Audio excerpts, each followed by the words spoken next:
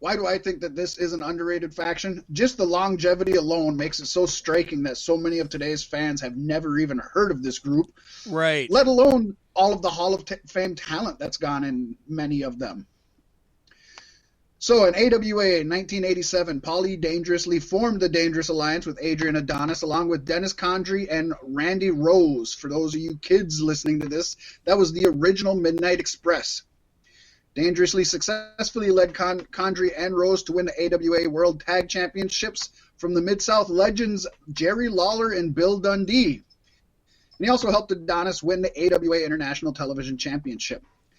But by late 88, the Dangerous Alliance was gone as Paul E., Condrey, and Rose all left the AWA, and Adrian Adonis died in a car accident in Canada. Then in WCW, with dangerously kayfabe fired as an announcer, he brought in ravishing Rick Rude at Halloween Havoc to take revenge on WCW.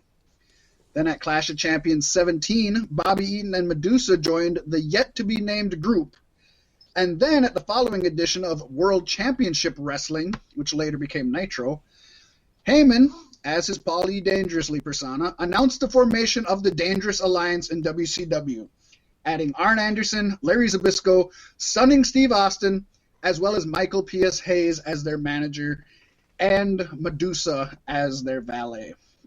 When Paul E. left WCW for NWA Eastern Championship Wrestling in 1993, he revived the Dangerous Alliance, of course, featuring ECW heavyweight champion Shane Douglas, Jimmy Snuka, and Sherry Martel as his director of covert operations.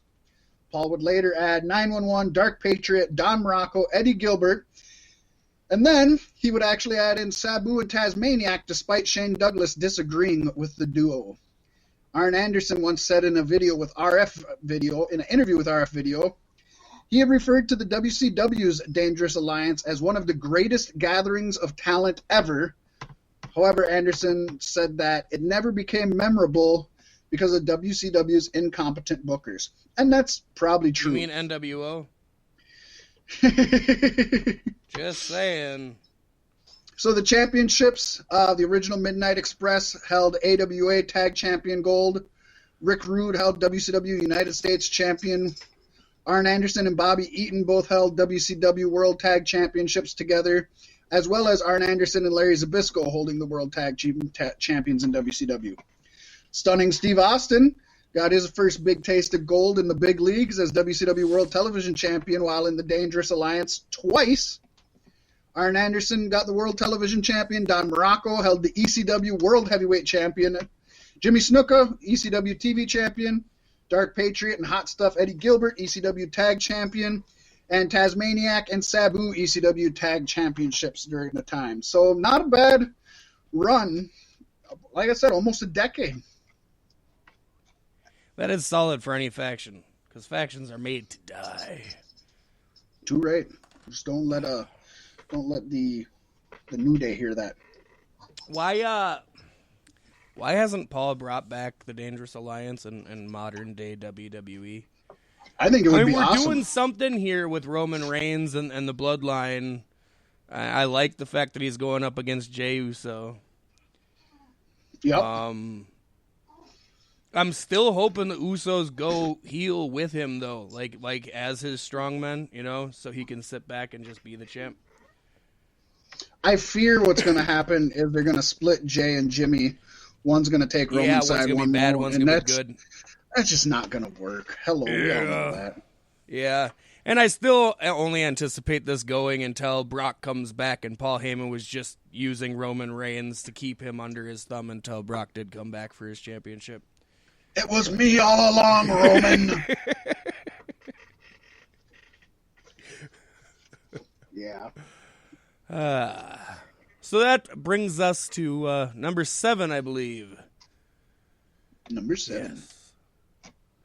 And while I may have missed a plethora of amazing angles in the lifetime of Impact Wrestling, I was fortunate enough to tune in to see Ric Flair establish a stunning stable of stallions, starting with the phenomenal AJ Styles just over a decade ago. And later adding James Storm, Bobby Roode, Kazarian, Matt Morgan, Douglas Williams, Rob Terry, Sting, and the fallen angel Christopher Daniels to the ranks. I maybe even missed a couple of names there. Quite a few people through Fortune in the lifetime of Fortune. Right. And this faction held a fair amount of championships within Impact Wrestling, or TNA, as it was known back in the day, including Storm and Rude, each holding the TNA World Heavyweight Championship one time. Storm and Rude also held the TNA World Tag Team Championships. TNA X Division Champions, Williams had it once, Kazarian had it once. TNA Television Champion AJ Styles. And Bobby Roode won the Bound for Glory Series 2011. Now, those are some serious accolades, Fat Mack.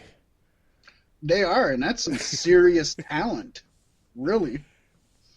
And of course, the group ended in a glorious implosion of ego, as all good things should, just 1 year into its lifespan, as ego clashed with ego and beer bottle clashed with skull, not only destroying Ric Flair's golden creation, but the long-standing friendship between Beer Money members. Fortune may not have been aces and eights, but would you have really had one without the other?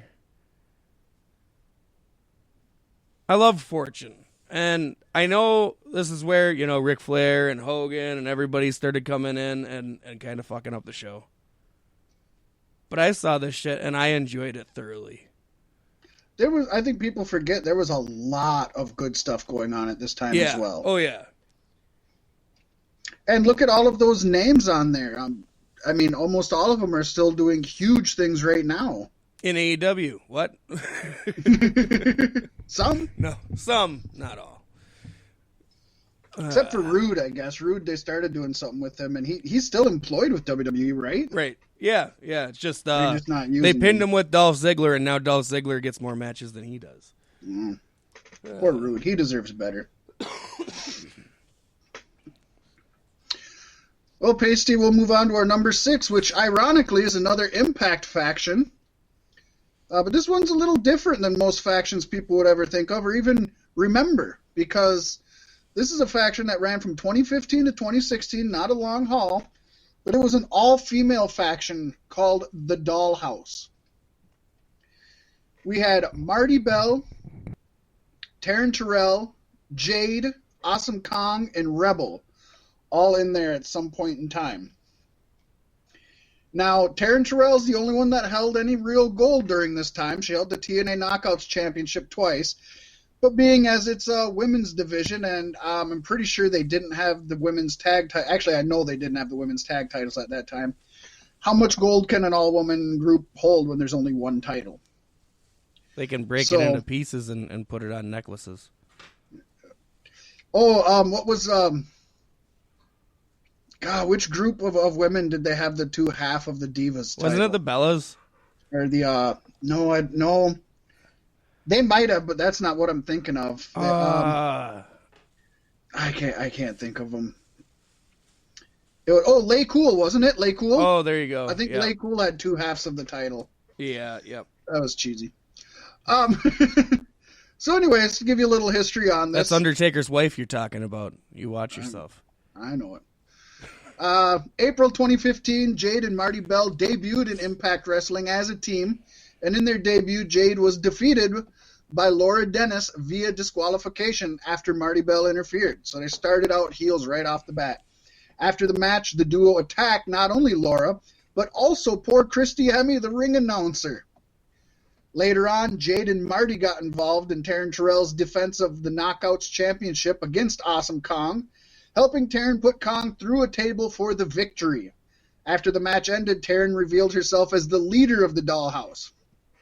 Now, during a feud with Gail Kim, Taryn consistently antagonized Gail by not only making direct advances towards Kim's husband, famed chef Robert Irvine. After Taryn Terrell successfully defended her title against Gail Kim in a cage match, the trio attacked Gail, and Taryn symbolically broke Gail's ring finger. Weeks after losing the title, Taryn was assaulted by Gail and Velvet Sky, who injured her in the process. So seeking revenge, Jade and Marty attacked Velvet during her Knockouts Championship opportunity against Brooke Tessmacher. That's when Rebel appeared, acting like she was going to help Velvet, only to attack her from behind, turning her heel. After the attack, Rebel became the newest member of the Dollhouse. Shortly after this, people were coming and going, and Awesome Kong was the leader of it for about a cup of coffee. She didn't last long as it. But it was a really good faction with just tons of talent in it. Tons of talent. A lot of which are still making good moves today, actually. Oh, yeah. Was the Dollhouse before or after Beautiful People? Oh, long after. Long after? Okay, that would explain why. Yeah, I mean, they did beef with the Beautiful People because the Beautiful People reunited while they were there. But yeah, this was only, 4 years ago now? Okay. So, pretty recent. Nice. And then we're coming in at number 5. With Los Ingobernables de Japón of New Japan Pro Wrestling. In a landscape dominated by massive corporate factions like Bullet Club and Chaos, one might count out the notably smaller numbers of the group of LIJ, with staple members Hiromu Takahashi, Bushi, Sanada, Shingo Takagi, Tetsuya Naito, and of course the turncoat Evil, who now resides among the ranks of the Bullet Club, the rat bastard. I didn't have to watch long or understand the background of the group to know immediately that LIJ would go down as one of my favorite wrestling stables of all time. I don't even need to go too far into detail, as the art completely speaks for the work and the accolades are outright Olympian. Bushi held the CML World Welterweight World Welterweight Championship. Naito held the IWGP Heavyweight Championship 3 times. 6-time and current IWGP Intercontinental Championship goes to Naito as well. Bushi is the 4-time IWGP Junior Heavyweight Champion. Evil and Sanada are 2-time IWGP Tag Team Champions. Bushi and Takagi are IWGP Junior Heavyweight Tag Team Champions. Evil and Takagi each held once the never open weight championship. And 4-time never open weight 6-man tag team champions Bushi, Evil, and Sanada 3 times, and Bushi, Evil, and Takagi once. It's a surgical, precise faction, top of the line in New Japan. And I just think it's a shame more people don't talk about them. You never see people with LIJ merch, at least around these parts. You see a fair amount of Bullet Club. LIJ is my jam.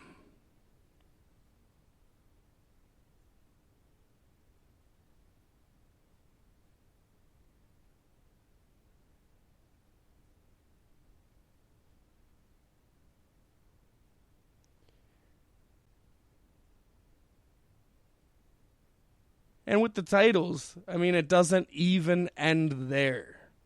Naito won the G1 Climax in 2017, the New Japan Cup in 2016. Evil and Sanada are your 2017 and 2018 World Tag League winners. And PWI ranked Naito number 5 of the top 500 singles wrestlers of 2020. These men are ranked at the top. And Evil was one of my favorites.